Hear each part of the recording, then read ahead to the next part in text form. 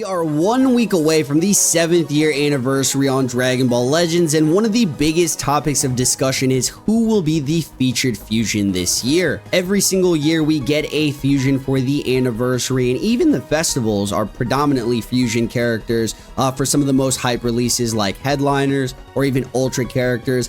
But the elephant in the room is that Vegito gets a character released every single anniversary celebration. So years 1 through 6 so far has had a featured Vegito character. Is he the most glazed unit? Even the developers know that you guys will go crazy for a Vegito unit, so this is why we see him every single year.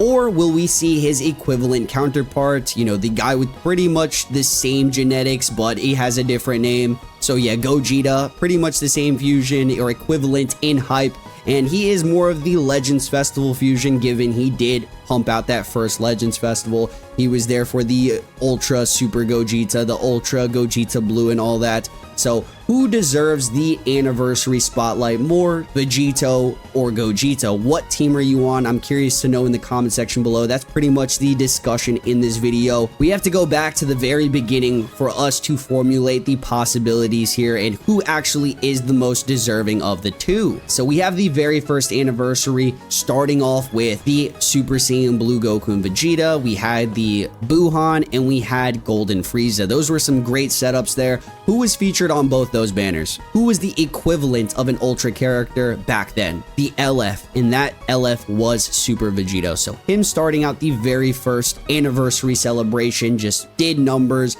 broke records. He was one of the strongest units. If you had him, you were just running in PvP. The same thing goes for the second year. We did have the Future arc and we had the GT arc, and then Vegito Blue was featured on both banners. This guy, if you had access to him, you were pretty much just owning everybody in PvP. He is arguably one of the most broken units in Legends history, and there's not many candidates for that feat, right? Who put in the most work for the most amount of time? Who was one of the most game-changing characters at that time? There's not too many cover change characters. This dude was nuking your whole lineup. Long combos plus ultimate. Vegito Blue is nasty. The only other units I think with that feat comparably, maybe transforming Namek Goku, transforming DBS Broly, and even like Zenkai FSK Gohan's. Less than a handful of characters that really had that impact like the original LF Vegito Blue. Given the 3rd anniversary, Vegito wasn't so lucky. He did sneak a character in the celebration. Given 3rd anniversary, it was pretty much a fusion celebration. We had a 1% Kefla, a 1% Vegito Blue, of course, another Vegito, right? We did have the headliner being Gogeta 4, and then the other headliner being CMZ, who also happens to be a fusion. So, you know, like I said, anniversaries are just super fusions dominated, and we could probably expect another fusion this year, given this was the first year Gogeta was actually anniversary feature. I know the counterpart to the Vegito hype, but was he as broken as the previous celebrations Vegitos? And it wasn't even close. This Gogeta 4 on his initial release was arguably not even a top 10 character until he inevitably got his plat equip. Point right, we had a meta where if you were running him, Ultra, Super Gogeta, you had that Future Gohan Fusions team, pretty nasty. We had that OG Saiyans team, but this was all post-platinum equipment for Gogeta 4, because on his initial drop, he might have been one of the most disappointing headliner units of all time. And that's really sad to say, considering I'm more of a Gogeta guy myself. You know, I'm down for some Vegito action pause, but like moving over to the 4th year anniversary, we did have USV, so the first summonable Ultra for an anniversary, and it was Super Vegito. Who would have thought, right? He actually ended up being the arguable #1 character at that time, but he did not last long whatsoever. Unfortunately, he had a tragic passing, and you know, once that character came out, he just never got to see the light of day again. And this is not common for Ultra releases, especially celebration ones. So, you know, we have had the last Legends Festival, we got Beast Gohan. The previous, we got Ultra UI. We've had the Blue Fusions, and all of these guys had some long-lasting longevity, like a couple of months of their lifespan in their prime. This USV had like a couple of weeks, and we had LF Cooler snipe him out. Pretty much drop, lock in, snipe, hard counter to Super Saiyans, and he just did way too much damage. So if you got caught against a Cooler running USV on his release, it was a sad day, because by the time Final Form Cooler inevitably got countered not too long after that either, because Blue Beast came out, and that was a whole other story. You know, even when Cooler was destroyed, USV just did not have a good comeback. He just wasn't as relevant, and he's one of the most hyped characters that can drop. So I'm gonna give it to USV that time. He got glazed, but it was like a reverse glaze there. We had a lot of Gohan Ball Legends shenanigans. Moving over to the 5th year, we had the 2nd Ultra Anniversary Ultra, and that happened to be, guess who? Vegito Blue. Went toe-to-toe with the #1 unit in the game, a character that got buffs post his release, or their release at that. So Goku and Frieza were like a top 5 character on their drop without the buff, and the devs were like, hey man, they're the headliners, we need to give them some crazy juice. And that's exactly what they did. They went away and didn't give them a platinum equipment, didn't give them a Zenkai, but buffed their entire kit. So to make them the strongest characters until the Ultra, where Vegito Blue actually went toe-to-toe for that #1 position. Given Vegito didn't peak, and I don't think he was the better of the two, but he definitely was equal to them in power. And this Vegito Blue reign lasted quite a bit of time. There was a lot of blue characters that released post him, so like the Namegoku, Janemba, even the Go Frieza side had a blue unit, and none of this stopped UVB in his tracks. So till this day, we have Glazers saying that he's a top 20, top 30 character, that they're being carried by this unit in PvP. Honestly, man, y'all need to pack it up already. Absolutely needs a platinum equipment, and he's not going to be one of the first ones to get it, because we got some other candidates there like Super Vegito, man, who deserves everything and above. But moving over to the 6th year, we do have fusing Super Vegito. So he did last quite a bit of time, and he's honestly still quite good till this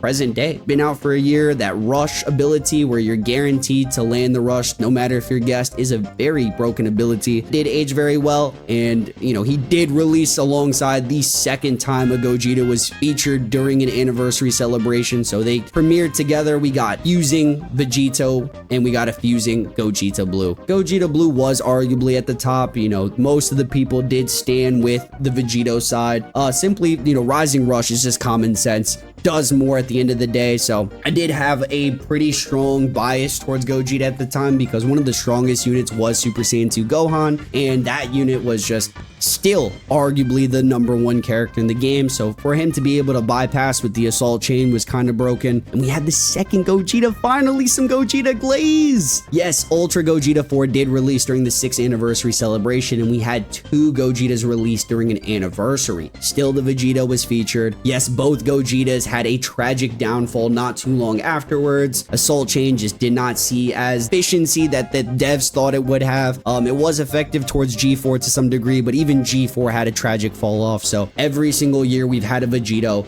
and we've only had year 3 and year 6 have Gogeta be featured. Bro, when will the glaze for Vegito end? Because yes, the most representation we've seen for Gogeta is just straight up out of the anniversary. Throw this out there, it is possible to set up a celebration without a fusion character. There is a small possibility that we won't be seeing a fusion this year. We've seen it for Legends Festival 23, for instance. We had Beast and Evo Ken Part 1, we had Legends Original Goku and Bardock Part 2, and then the Ultra UI Goku for Part 3. So there are tons of other hype catalysts that you can mix up with some pretty significant mechanics like transformings, fusions, tag switch, and other mechanics that they want to create to really make for some hype, but they definitely will still be implemented because the devs know. They know that you guys will glaze Vegito. They know. Yes, they can probably still drop new Vegetos and we'll go crazy for it. So like either a tag switch into a fusing synchro gauge Vegito Blue. Yes, can we get a thumbs up? Yes, you guys will be summoning. We had a Sword of Hope Trunks that revives into Vegito Blue. Yes, you guys will be summoning. I believe it. But to be completely honest, you guys, I think Gogeta, it's just obvious. He's only been featured in 2 celebrations. I know last year we got 2 Gogetas, but to be completely fair, we just had a back-to-back celebrational Vegito, and Vegito isn't really common during Legends Festival, but he headlined this last Legends Festival. We did have a transforming Vegito Blue, and then the anniversary was a synchro gauge Super Vegito. So to have another Vegito,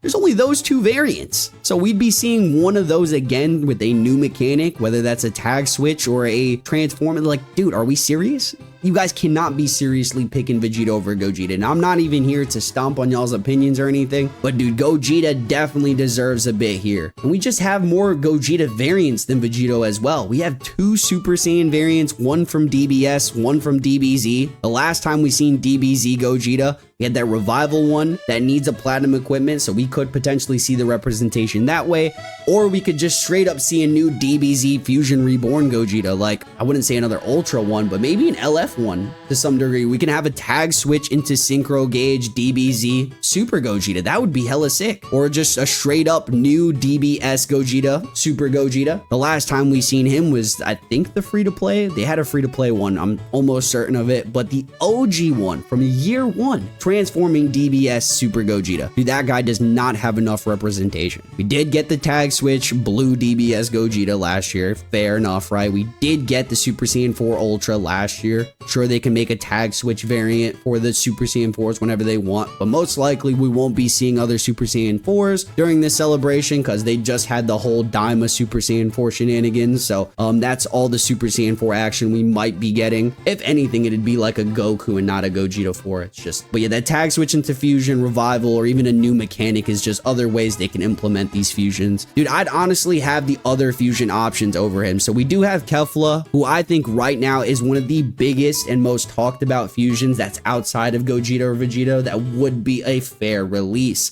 With Universe Rep on the rise, and you know, it's pretty much confirmed, right? We got a free-to-play Golden Frieza, Blue Android 18 from TOP getting a Zenkai. We're most likely going to be seeing MUI Goku. So whoever the headliners are, you know, whoever is going to be featured on these banners, all I know is Kefla is a top-tier candidate to be included in the celebration. Whether that's a tag switch into Synchro Gauge, whether that's just a standalone, she does not have a premium option. So would love to have her over any of these options in my personal preference, but you know, her Gogeta do hold a bit of more acceptableness over the Vegito release. Just saying, if they do want to drop another Legends original, I know it's so far off from it, but that's, I think, the one of the only ways I can see it, a Super Saiyan God Vegito. That would actually break the game, and this is just another way to see a Vegito character. You guys want the loophole? There we go, man. There's a very slim chance we don't see a Gogeta or Vegito in this celebration because they appear in every single one of them. Theoretically, we don't even need to see a new character to represent a Vegito or Gogeta. They can just simply drop an Ultra Plat, an LF Plat, a 1% Plat, or even a Zenkai, and that can play a really good role to show off these character hypes still. During this 7th year anniversary, DBZ and DBS Super Saiyan variants are the most likely Gogeta variants